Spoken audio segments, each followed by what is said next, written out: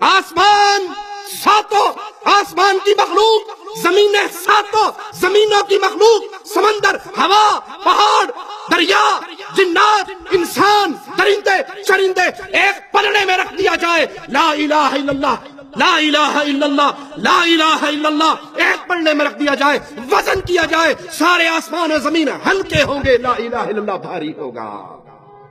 ہماری یہ دعوت کیوں ہے؟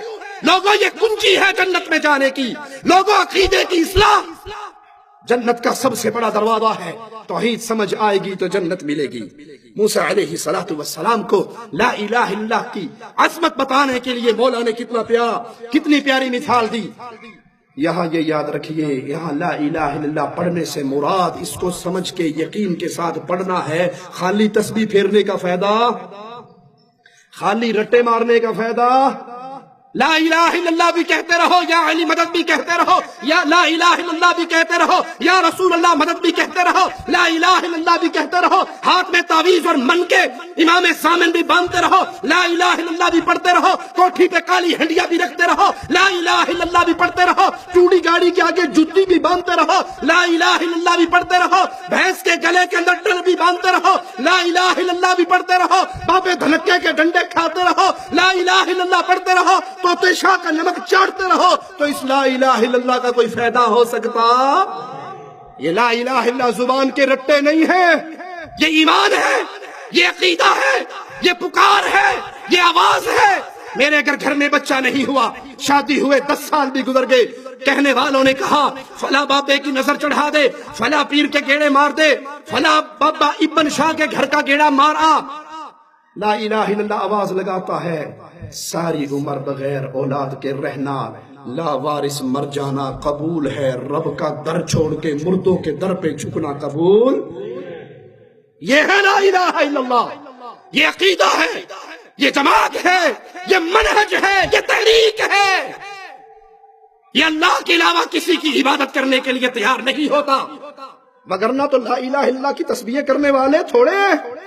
انڈیا پاکستان میں نماز ختم ہونے کے بعد سب سے زیادہ زور سے اسی کی بات آتی ہے نا، پھر ترقی کرتے کرتے لوگوں نے کہا جی یہ لمبا ہے لا الہ الا اللہ، وہ مختصر کرنے لگے الا اللہ الا اللہ الا اللہ، لا الہ الا اللہ پارٹی الگ ہوگی، الا اللہ والی الگ ہوگی، الگ الگ دونوں کا ذکر ہو رہا ہے۔ 70 ہزار مرتبہ لوگوں نے پڑھ کے رکھے ہوئے ہیں۔ ایک خان صاحب بھی لکھتے ہیں اور ایک شیخ صاحب بھی لکھتے ہیں، شیخ الحدیث نے بھی لکھا ہے اور خان صاحب نے بھی لکھا ہے، پردے دار ہے پردے میں نام رہنے دو۔ لکھتے ہیں کہ ایک نوجوان کے بارے میں مشہور تھا، وہ دنیا میں بیٹھے بیٹھے دیکھ لیتا تھا جہنم میں کیا ہو رہا ہے، کشف تھا بڑا اسے۔ کشف نام کی دنیا میں کوئی چیز نہیں ہے، علم غیب کا دعویٰ کرتے ہوئے ڈرتے ہیں مشرک کا فتویٰ لگے گا تو چھوٹی بہن بنا لی کشف کے نام سے، کشف ہو جاتا تھا اس کو۔ ایک دن بیٹھے بیٹھے زور سے رونے لگ گیا، کسی نے کہا کیوں رو رہے ہو؟ کہ میری ماں جہنم میں جل رہی ہے۔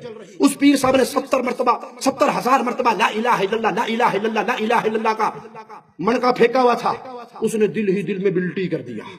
بلٹی سمجھتے ہو؟ حیدرآباد ٹرین سے بلٹی کرو، بمبئی میں چھڑا لو۔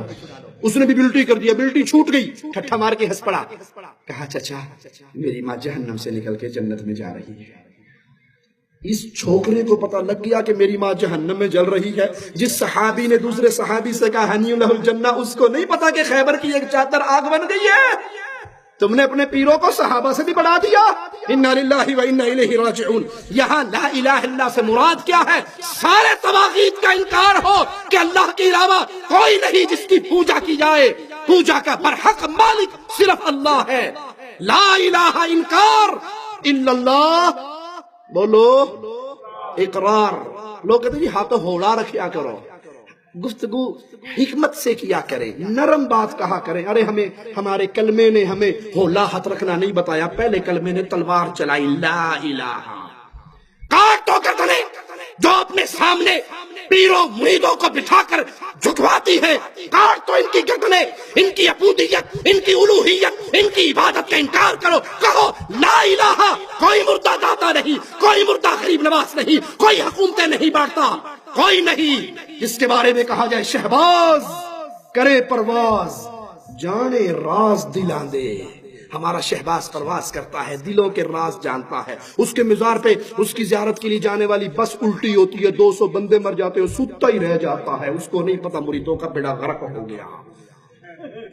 کوئی نہیں ایسا، لا الہ۔ کاٹو والوں سے برات کرو. جب یہ کام کر لو پھر اگلی بات کہنا الا اللہ. داتا اللہ ہے، مشکل کشا اللہ ہے، حاجت روا اللہ ہے، بگڑی بنانے والا اللہ ہے، اولاد دینے والا اللہ ہے، شفا دینے والا اللہ ہے، بیماریاں ٹالنے والا اللہ ہے. جب اس ایمان و عقیدے سے پڑھا جائے گا لا الہ الا اللہ تو قیامت کے دن انسان اللہ کی جنت کا مہمان بنے گا. مسند احمد، جامع ترمذی، ابن